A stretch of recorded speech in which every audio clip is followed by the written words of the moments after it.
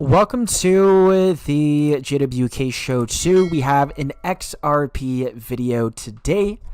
Let's get right into this video. We have a reminder that the crypto market today is 3.37 trillion. And as of now, we did see a small handful of crypto IPOs, which means that we still have a long way to go. At the Ripple Swell event, we had Nasdaq CEO announcing that we will see 17 plus crypto IPOs, and this will most likely include Ripple as well. So we will see the crypto market moving up even higher. At the peak of the dot-com bubble was around 7 trillion. And in today's dollars, that's around 12.8 trillion. So that is 4x times bigger than the current market today. And with crypto being much bigger than the internet, we have crypto as the internet of value, internet 2.0. We should see the overall crypto market moving much higher than what we saw in the dot-com bubble, which means that we should see crypto surpassing a $12.8 trillion market cap. So could we see a 5 to 10x happening to the crypto market as a whole? And if that happens, imagine the price of XRP. Let's take a look at this video. We have Ripple CEO on Crypto America, and we do have a backstory of Ripple CEO. Let's take a look at this. I see a lot of similarities between, the dot-com boom and bust and what's going on in crypto. So I moved to Silicon Valley in 1997, had gotten involved in the internet very early. This whole story behind that of in 94 learning what an IP address was, which was, that's what I still remember the moment kind of thing. I think anytime there's a new technology shift, you get a lot of excitement about it, understandable. And people see the opportunity of, well, what if? And then so a lot of capital comes in, a lot of entrepreneurs come in. And in that case, in contrast to this, the US actually did provide regulatory clarity. And in 96, passed the Telecom Deregulation Act, which provided a whole bunch of structure for Al Gore to invent the internet. That's a joke, sorry. But I think that you had all this capital come in, and frankly, the excitement got ahead of the reality. Let's be honest. Certainly that was true in the internet space, and you had the boom and then an aggressive bust.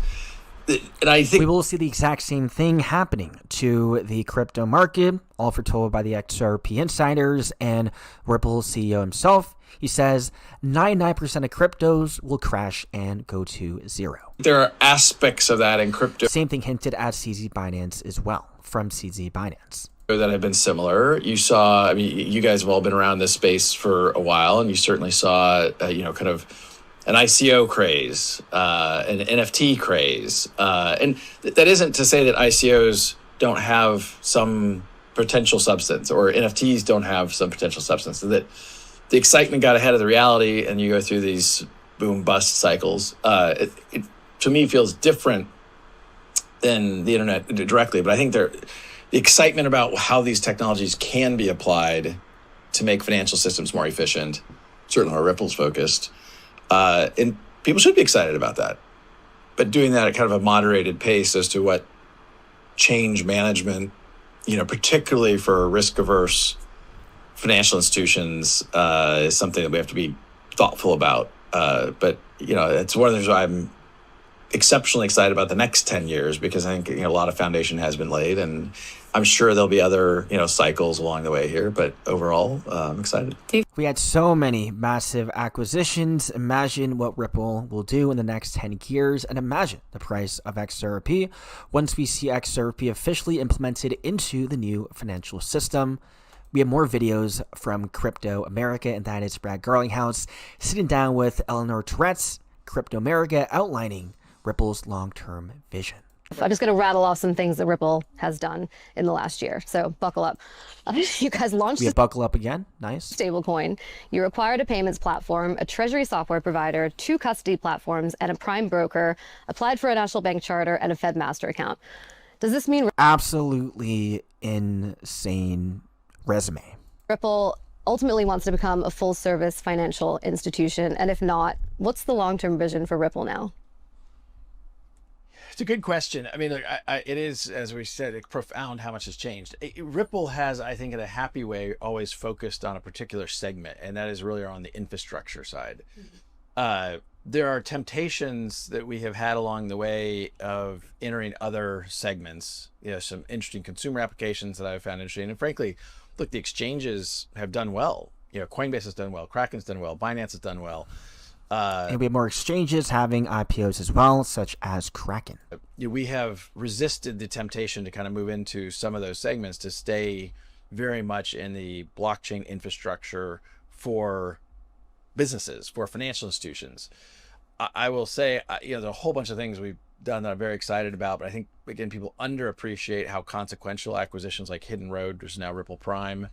These guys cleared $3 trillion of transactions last year. And when you think about how, where some in crypto, I think, are looking at, I'm going to buy other crypto companies. If you look at Ripple's behavior, we're actually saying, well, we want to be the bridge between traditional finance and the decentralized finance world. So we're the decentralized finance piece. We're going to acquire things that are traditional finance. Hidden Road was kind of 80% non-crypto related.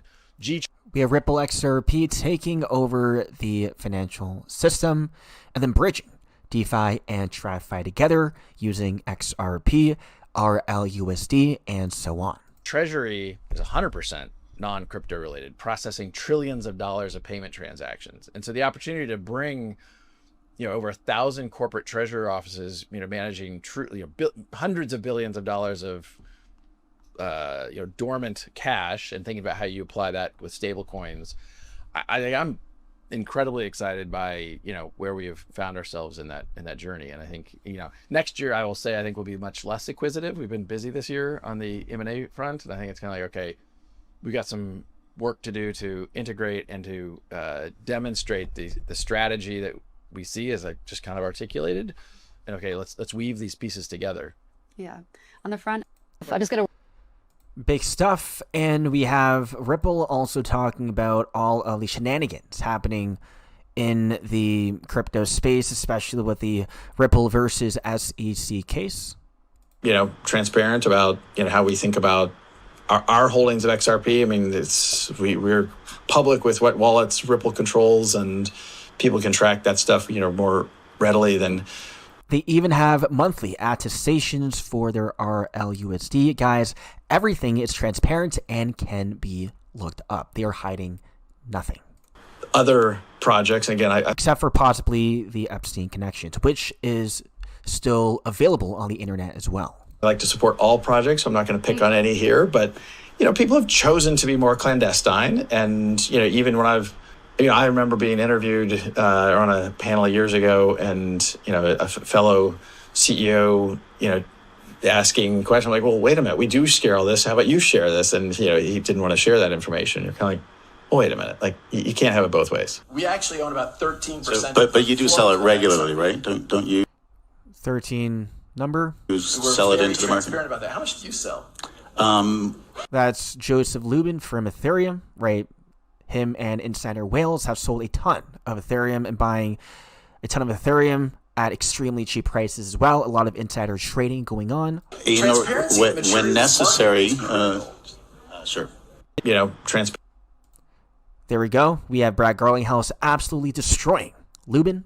And if XRP posed no threats, it wouldn't face such relentless attacks. And Brad Garlinghouse knows all of the shady things going on behind the scenes with the other 1% members. Brad, there's been a debate recently on crypto Twitter. I'm sure you've seen some of it play out about XRP's use case now that Ripple does have RLUSD as its stablecoin, and you're branching out from cross-border payments into other areas. Yeah. You recently did say in a tweet, XRP sits at the center of everything Ripple does. Can you kind of explain what you meant by that? Well, I think I don't understand this, but well, first of all, I think we can all agree there's a lot of misinformation and sometimes disinformation in crypto Twitter. Yeah. That's not great for anybody. I sometimes think people like to paint a picture that is somehow like Ripple's given up on XRP. Right. I mean, that just doesn't make sense. We have so much unnecessary FUD going on, especially from top people in the crypto space. We have Grant Cardone's brother. We also have a lot of Bitcoin maxis as well, Max Kaiser, and so on. I mean, for a whole bunch of reasons. I mean, one is... Clear it up. Well, We had JP Morgan fighting cryptos in general. for me, that tweet was trying to like, let's just be very clear. When we think about, and as I said earlier, when we think about G Treasury, okay, so Ripple wants to be as a treasury management infrastructure player, we now can introduce things like Ripple payments. Ripple payments, some of those go through stablecoins, some of them goes through XRP. And that depends upon corridor, that depends upon currency pair, that depends, we want to deliver the best possible product to a customer at the best price. And sometimes that may be a stable coin, sometimes it may not. And people, frankly, something that's not widely known for your audience, there was a period of time where Ripple was minting in 2023, first part of 2023, Ripple was minting 20% of all USDC. That's because we were doing institutional payment flows and we used USDC. We also used USDT. We also used XRP. I don't look at the world and say, well, we are not XRP maximalists.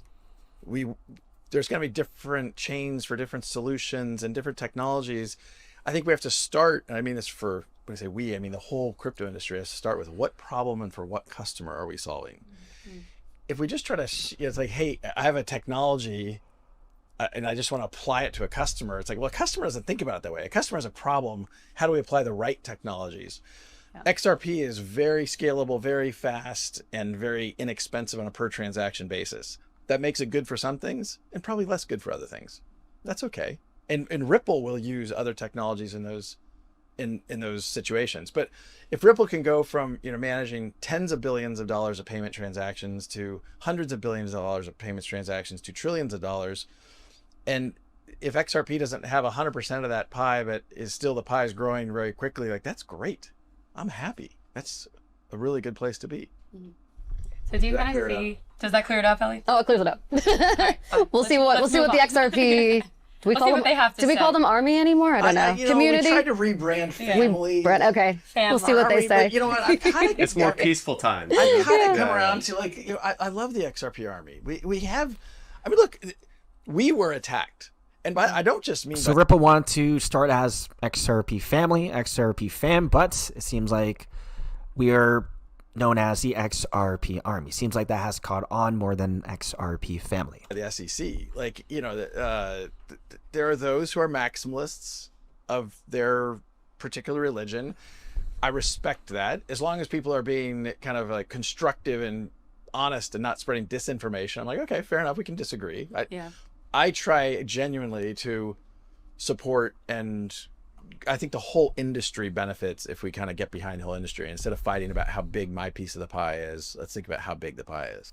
Even though XRP will take the majority of the pie, we have from Eric Trump as well, telling us that we have to end tribalism in the crypto space. And lastly, we have Brad Garlinghouse doing a great job interviewing the executive director of the President's Council of Advisors for Digital Assets. And we have Patrick Witt also attending the Swell event, the White House attending the Swell event. And we have multiple meetings with Trump and the Ripple team. You are in a very interesting seat. You're seeing lots of things. I think it would have been difficult, as you just described, to predict certain outcomes of how the internet has evolved. And the Telecom Dereg Act clearly didn't think of everything, but yet here we are with you can, on demand use a mobile device over IP networks to have ice cream delivered on stage, probably. Sounds kind of good. But I'm curious. You make a prediction or two. It could, whether it's policy based, I guess maybe I'll try to put you on the spot and predict when will we get a market structure bill through. But also I'm curious on your kind of crypto predictions more broadly. And I realize I'm putting you on the spot. That's a hard thing to know given everything's been shut down and what have you. But you guys are doing good work there, and I think I'm an optimist. So, yeah. Anyway, predictions for the industry.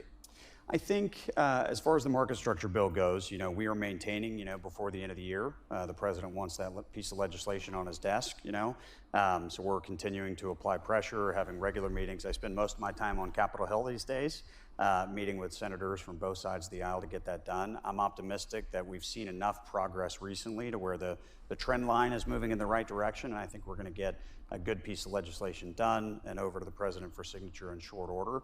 We heard it here. By the end of the year, we're in. There you go. And the other thing I would say, maybe I'll take an easy out. I'm not going to predict, I'm not going to be the hard-charging interviewer. receiver. Yeah, I've been on the exactly. receiving end too many times. Yeah, right.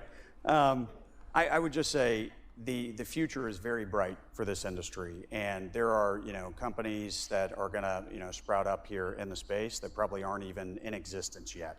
And there's going to be just amazing, efficiencies unlocked. It's going to integrate into the existing financial system. Stable coins are going to proliferate around the globe.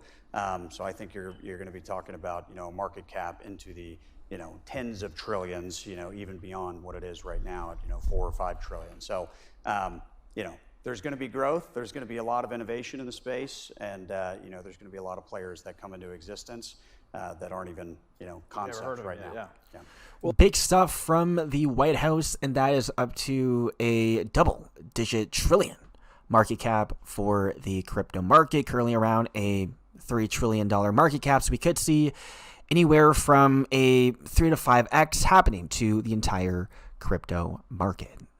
That's it for the video. Hope you guys enjoyed, and I'll see you guys in the next one.